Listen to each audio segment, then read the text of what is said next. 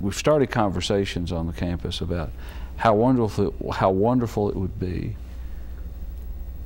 and not necessarily every student do all of these things, but for all of our graduates to have either had an international experience, a service learning experience, an undergraduate research experience, a whole whole variety of things.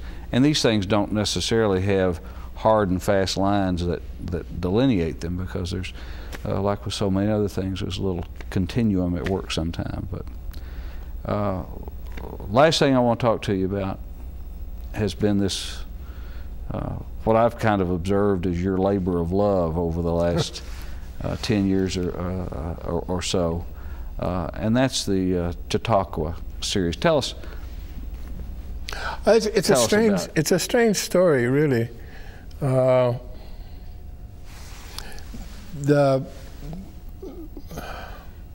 Custra, in his inaugural address, briefly mentioned that he had forgotten what his professors had said at the small school he went to in St. Louis, but he remembers vividly the speakers who came from outside. And that hit a really sharp chord with me, because I remember Bruno Bettelheim and I remember Arnold Toynbee when they came to campus. I tried to argue with Arnold Toynbee as a freshman. How bad a mistake was that? Bad mistake.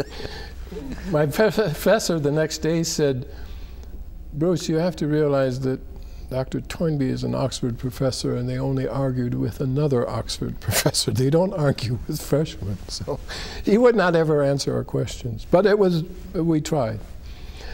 And so I wrote Dr. Custra a note saying, "I appreciated what you said, because I too had the same effect, where that insertion of the outside into the small colleges we both went to. And in a sense, Eastern is still has the idea of a small college." And then Mike Marston took me to lunch and said, "Would you write a proposal for a lecture series, and what you want it to be?" So I think wrote a proposal for $200,000. So they would have conferences and workshops and lectures and conversations. I ended up, I think, with, the amount is varied, but I think I was initially given $20,000. And out of that, I had to take a summer salary. So I had very little money, but I was given the opportunity to bring as many people as I could into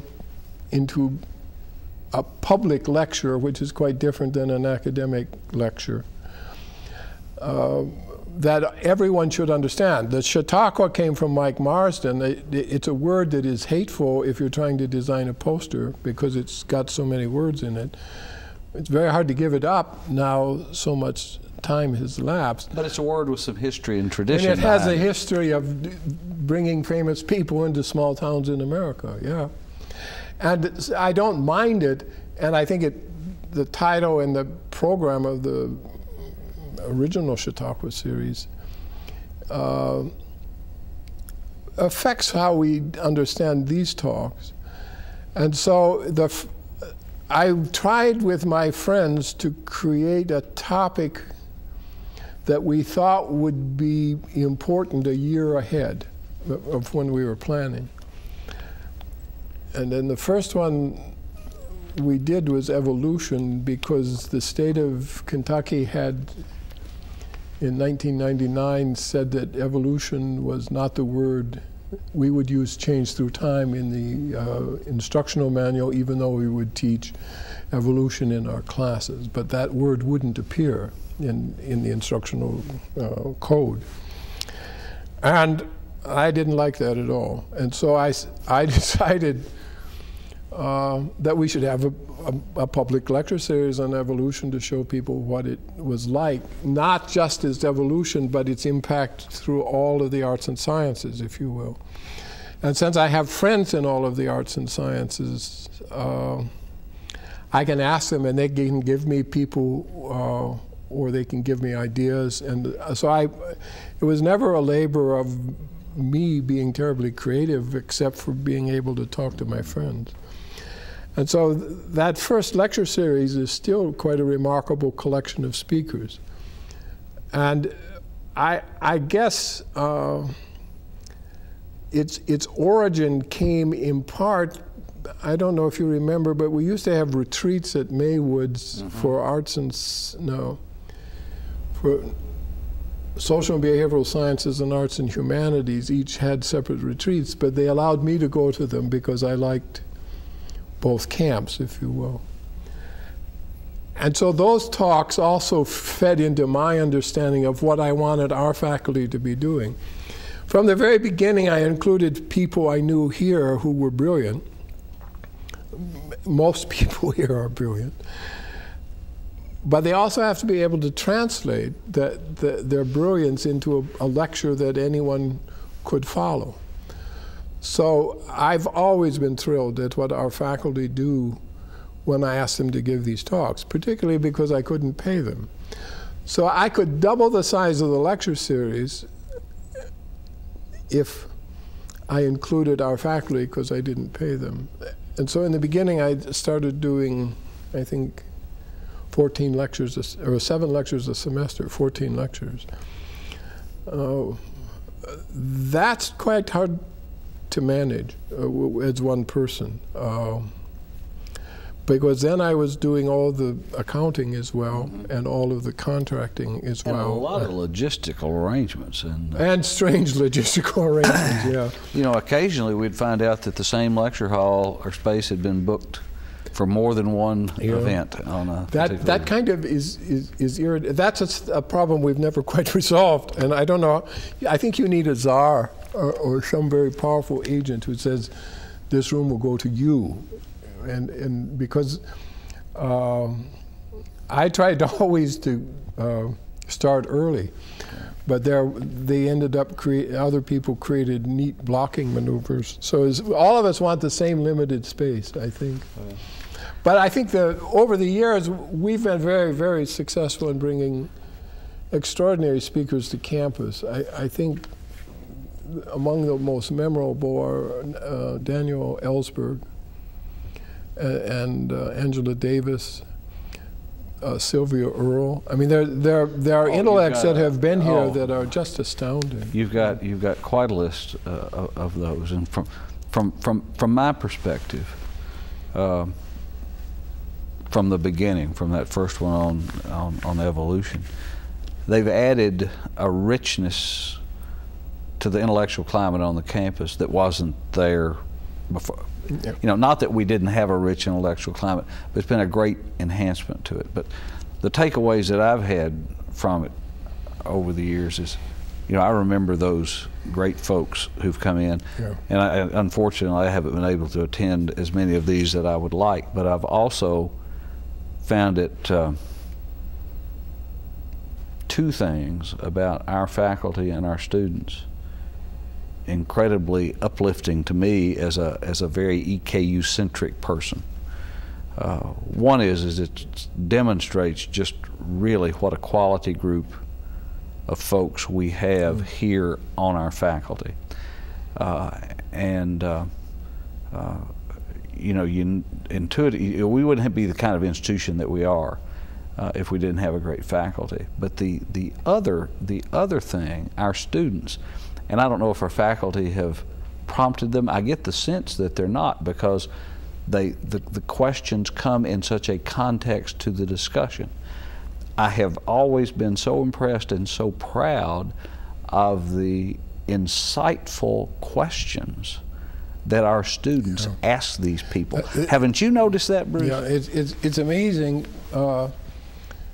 I suppose in the beginning I wanted numbers in the auditorium, and there would be nights where there weren't very many. There would be less than 100, let's say, maybe even less than 50.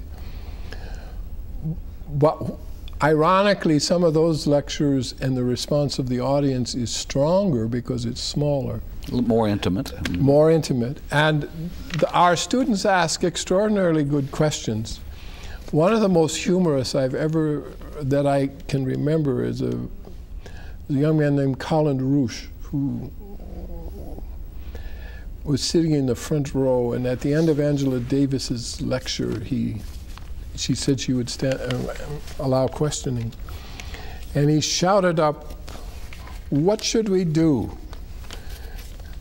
And she looked down at him and she said, "I don't know what you should do. I'm old.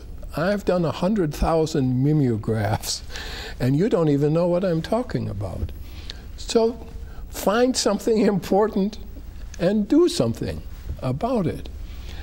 And he did at the end of that. And I think his emphasis on free speech in his last years here may not have been directly caused by that, but it was certainly influenced by it. And I think there was a period in the beginning where Dr. Marson wanted me to run a 1-hour course, and the students would write 5 summaries and responses to the 7 lectures we were doing. I found an astounding improvement in the quality of their writing throughout the end. I would then send the very best to Dr. Marsden so he would keep funding the program, I guess. But yeah, the students who attend these I often tear up when I tell stories about a student standing in front of a very prominent human being and talking face to face. I mean, and I say that that's the measure of why it's important, is the one student who asks the question. It's a fairly expensive way for one student to ask a question. But it's, that student will never forget that moment. Right, and that takes us back to Dr. Custra and me both having the same comment. And our faculty members ought not forget that moment either, because back to critical thinking and creative thinking, those students are asking questions that they would not have asked before they've been exposed to our faculty. I think the crucial variable in a college education, and it's a metaphor that I read in a book about women's ways of knowing by a woman named Belinkie. It was a counterpart to an older book that was a study of college-age men. But Belinkie used the metaphor of finding one's voice.